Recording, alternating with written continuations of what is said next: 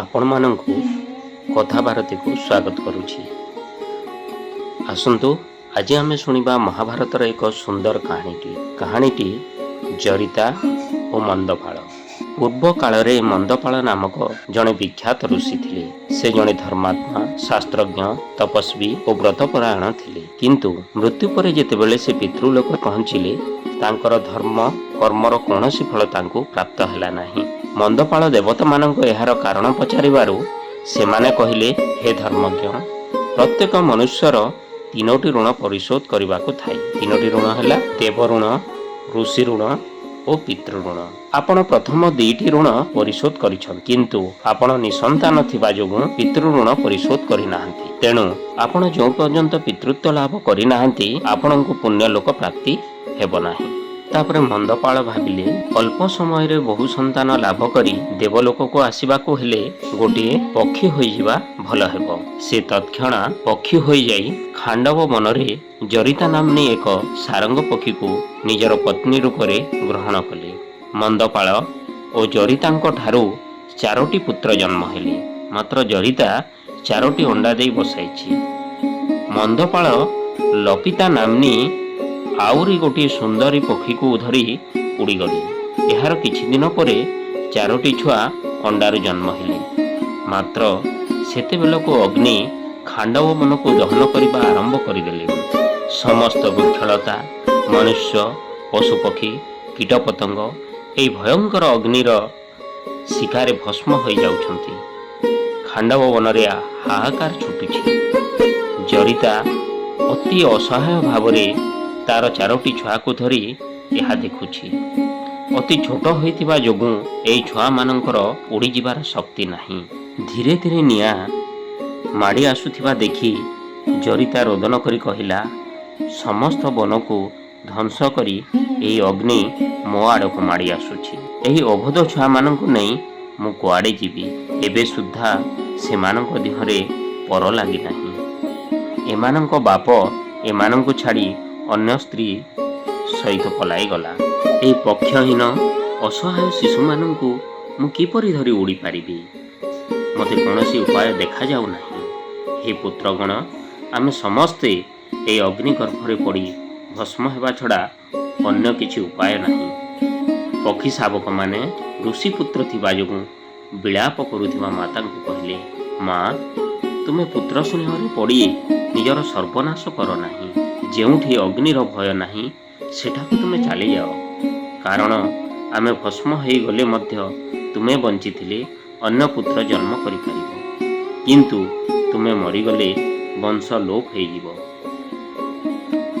ଜରିତା ଛୁଆମାନଙ୍କର କଥା ଶୁଣି ଆହୁରି ଶୋକାକୁଳ ହୋଇ କହିଲା, ବତ୍ସ, ଏହି ଗଛ ପାଖରେ ଏକ ବଡ଼ ମୂଷାଗାତ ଅଛି। ଏହି ମୂଷାଗାତରେ ତୁମେ ସବୁ ଶୀଘ୍ର ପଶିଯାଅ।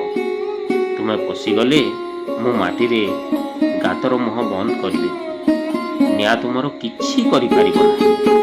ମୁଁ ଫେରି ଆସି ପୁଣି ମାଟି କାଢ଼ି ତୁମକୁ ବାହାରକୁ ଆଣିବି। ଛୁଆମାନେ କହିଲେ, ମାତା, ଆମେ ପକ୍ଷହୀନ ମାଂସ ପିଣ୍ଡୁଳା ସାଙ୍ଗରେ ସମାନ। ଗାତକୁ ଗଲେ ମୂଷା କେବେ ଆମକୁ ଜିଅନ୍ତା ଛାଡ଼ିବ ନାହିଁ। ମୂଷା ଖାଇବା ଅପେକ୍ଷା ନିଆଁରେ ପୋଡ଼ିଯିବା ଭଲ।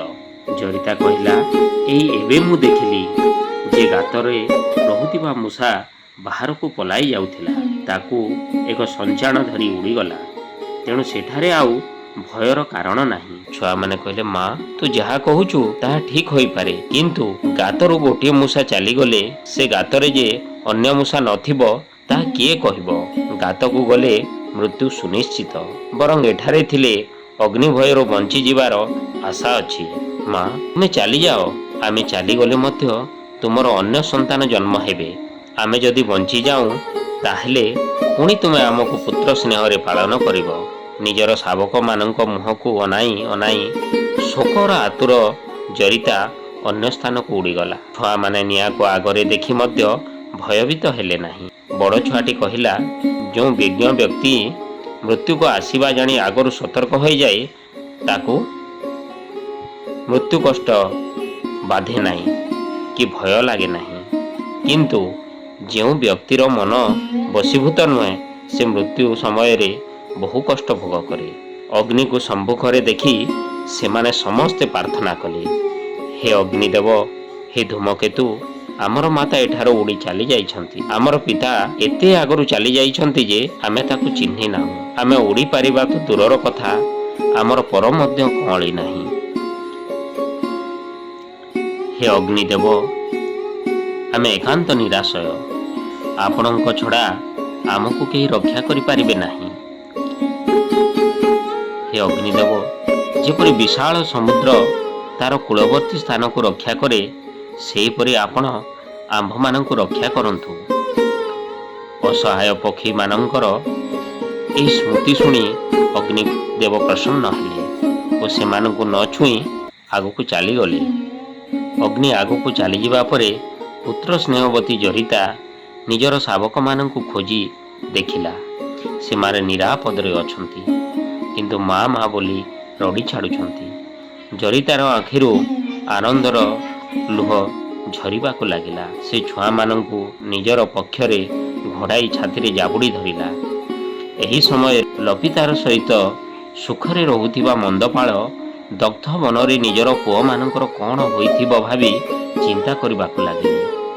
ସେ ଲପିତାକୁ କହିଲେ, ଅଣ୍ଡାରୁ ଫୁଟି ନଥିବା ମୋର ଛୁଆମାନଙ୍କୁ ଛାଡ଼ି ମୁଁ ଚାଲି ଆସିଥିଲି। ସେମାନଙ୍କୁ ରକ୍ଷା କରିବା ପାଇଁ ମୁଁ ଅଗ୍ନିକୁ ମନେ ମନେ ପ୍ରାର୍ଥନା କରିଥିଲି, କିନ୍ତୁ କ'ଣ ହୋଇଥିବ ଭାବି ଭାବି ମୋ ମନ ବିକଳ ହେଉଛି।